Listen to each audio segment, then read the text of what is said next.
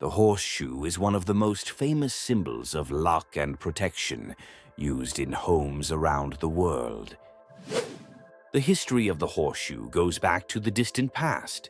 In ancient times, it was believed that the metal and shape of the horseshoe protected from evil spirits.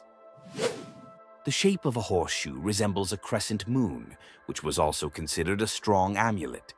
A horseshoe pointing upwards symbolizes a bowl that is filled with good luck.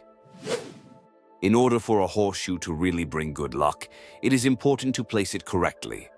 Above the door ends upwards, to attract good luck and prosperity to the house. You can also hang the horseshoe inside the house on the wall. This will provide protection and harmony in your home.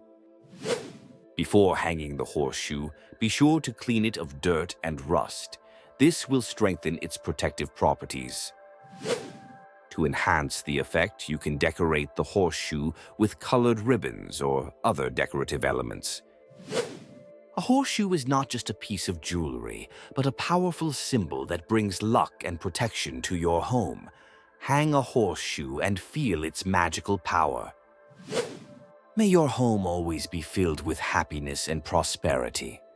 Good luck to you.